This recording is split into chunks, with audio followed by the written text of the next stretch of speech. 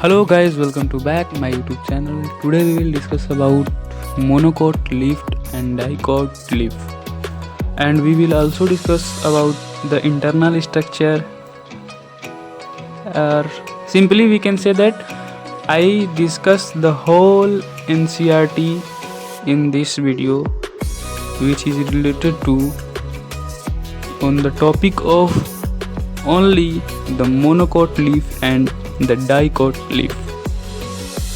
Before starting the lecture, जैसा कि हम आपको बताते हैं, अगर आप एक स्टूडेंट हैं और आप नीट के लिए प्रिपेयर करते हैं तो आप कॉपी और पेन लेके बैठें ताकि आपकी इफ़िशियंसी है जो ब्रेक ना हो एंड जो आपकी लर्निंग हो वो कंटिन्यूअस फॉर्म में चलता रहे। और ये काफ़ी इम्पोर्टेंट टॉपिक है नीट पॉइंट ऑफ व्यू से, तो ये आपके लिए मस्ट हो जाता है कि आप इसे मिस ना करें।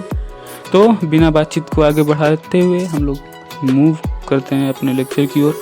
ठीक है, फिर हम लोग स्टार्ट करते हैं। जो डाइकोट लीफ होता है वो डोर्सो वेंट्रल होता है लीफ। जैसे कि हम लोग बोल सकते हैं इसे कि हम लोग डिस्टिंग्विश कर सकते हैं इसे डोर्सल और वेंट्रल साइड ऑफ लीफ से।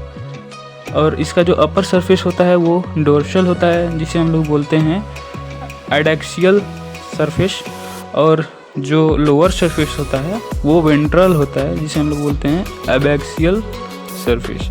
एबैक्सियल सरफेस में बी आ रहा है तो उसे हम लोग बिलो याद कर सकते हैं। एडैक्सियल सरफेस में डी आ रहा है तो उसे डोर्सल यानी कि अबव हम लोग मान सकते हैं, मतलब मान कह सकते हैं, वो हम लोग बोल सकते हैं उसे। और ये हम बताएं आपको लर्निंग टेक्निक्स के बारे में। तो अगर हम लोग देखें जो लोअर सरफेस होता है यानी कि एबैक्सियल सरफेस जो होता है उसके अंदर जो होता है स्टोमेटा पाया जाता है और ज़्यादा पाया जाता है यहाँ पे। तो जैसा कि आप लोग फिगर में देख सकते हैं यहाँ पे जो डायमीटर ऑफ वस्कुलर बंडल होता है वो depends upon the thickness of when के जो थिकनेस पे वो डिपेंड करता है डायमीटर ऑफ वस्कुलर बंडल्स। जैसा कि वेन आप देख सकते हैं यहाँ पे फर्स्ट मिडरिप्स हो गए जो कि मिडल ऑफ लिप्स पाया जाता होगा, फिर उसके बाद वेन्स पाए जाएंगे, फिर उसके बाद वेनिलेट्स पाए जाएंगे। तो जो वेनिलेट्स होते हैं वो काफ़ी थिन होते हैं और यहाँ पे देख सकते हैं जो कि इंक्रीजिंग मतलब डिक्रीजिंग ऑर्डर में लिखा हुआ है इस पैटर्न, तो आप यहाँ से याद कर सकते हैं आप। जैसे कि मिड रिब्स हम लोग देख रहे हैं सबसे मोटा है और फिर उसके बाद वेन्स आ रहा है, फिर उसके बाद वेनिलेट्स आ रहा है, तो ये मतलब डिक्रीजिंग ऑर्डर में चलता जा रहा है। तो ये है आपका हो गया पैटर्न एक। अब हम लोग इसके इंटरनल स्ट्रक्चर के बारे में अगर हम लोग देखें तो आप यहाँ पे देख सकते हैं कि जो एडैक्सियल सरफेस पे स्टोमेटा का जो प्रेजेंस नहीं दिखता है यानी कि एब्सेंट होता है यहाँ पे, और जो एबैक्सियल सरफेस होता है वहाँ पे स्टोमेटा पाया जाता है। और क्यूटिकल का लेयर बोथ साइड में होता है। और जो ये आपको स्टोमेटा के आसपास जो सेल दिख रहा होगा वो स्पॉन्जी मीजोफिल सेल होते हैं जो कि पेरेंट काइमा से बने होते हैं। और यहाँ पे एयर कैविटी भी दिखता है ताकि जो एयर हो वो वहाँ से सेल के द्वारा जो भी आगे का प्रोसेस हो उसे वो कर सके।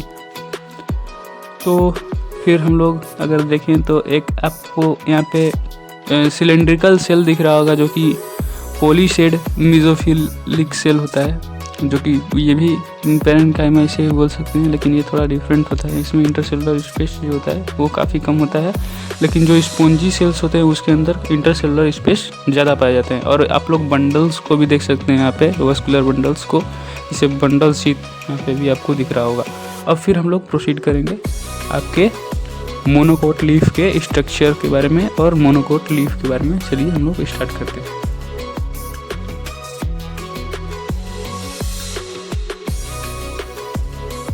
अगर हम लोग मोनोकोट लीफ के बारे में अगर स्टार्ट करें तो ये आइसो बाइलेटरल लीफ होते हैं। इसके अगर वर्ड पे जाएं तो आइसो यानी कि सेम, और बाई यानी कि दो यानी कि डबल बोल सकते हैं हम लोग, लेटरल यानी कि सरफेस जो होते हैं, और लीफ यानी कि जो भी दोनों साइड के लीफ के जो सरफेस होते हैं वो मतलब सिमिलर होते हैं, एक ही जैसे होते हैं।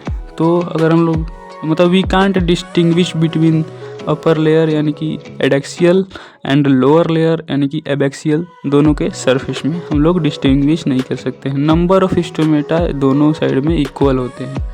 तो जैसे कि आप लोग फिगर में देख सकते हैं, यहाँ पे जो थिकेस्ट दिख रहा होगा आपको, लार्जेस्ट वस्कुलर बंडल्स जो यहाँ पे प्रेजेंट है, और ये सब जो हैं ये आपके ऑलमोस्ट सिमिलर डायामीटर के होते हैं, बस एक ही जो होता है वो थिक होता है। अगर इसके इंटरनल स्ट्रक्चर की बात करें तो आप लोग देख सकते हैं जैसे कि यहाँ पे दोनों सरफेस में, यानी कि एडैक्सियल और एबैक्सियल सरफेस पे जो आपके हम लोग बोल सकते हैं स्टोमेटा प्रेजेंट हैं, और एयर कैविटी भी प्रेजेंट हैं। और ये जो स्पॉन्जी पैरेन्काइमेटियस शेल होते हैं, मीजोफिलिक सेल, वो भी यहाँ पे प्रेजेंट हैं। और वहाँ पे जो आपका पॉलीसाइड मीजोफिल जो पैरेन्काइमेटियस शेल था, वहाँ पे यहाँ पे वो एब्सेंट होते हैं। और यहाँ पे भी दोनों साइड में क्यूटिकल का लेयर प्रेजेंट होता है। और वस्कुलर बंडल को देखें तो वस्कुलर शीथ भी यहाँ पे प्रेजेंट होता है, बंडल शीथ। लेकिन यहाँ पे एक एक्स्ट्रा आपको बुलीफॉर्म सेल्स प्रेजेंट होते हैं जो कि कलरलेस होते हैं। ये लार्ज इम्पिटी कलरलेस सेल्स होते हैं, और वाटर जब इसमें इंक्रीज हो जाए तो बुलीफॉर्म्स गेट टर्जिट, यानी कि वो कठोर हो जाते हैं। लीफ जो होता है एक्सपेंड करता है, और जब प्लांट में वाटर का कमी होता है तब बुलीफॉर्म्स गेट्स फ्लैसिड, देयरफॉर लीफ जो होते हैं वो कर्व हो जाते हैं। तो बस आज के लिए इतना ही। हम लोग मिलेंगे अब नेक्स्ट लेक्चर में, और अब हम लोग का जो एनाटॉमी ऑफ फ्लावरिंग प्लांट जो चैप्टर था वो ख़त्म हो गया। अब हम लोग स्टार्ट करेंगे फोटोसिंथेसिस इन हायर प्लांट। तो अगर आप लोग चाहें तो इसका हम लोग एक प्लेलिस्ट बना देंगे, और उसमें से आप लगातार छोटे छोटे लेक्चर मैंने बनाया है, तो आप उसे देख सकते हैं यहाँ से, कि आपको रिवीजन टाइम में काफ़ी बेनिफिशियल होगा। तो चलते हैं, हम लोग नेक्स्ट लेक्चर में मिलेंगे। तब तक के लिए पढ़ते रहिए, मुस्कुराते रहिए।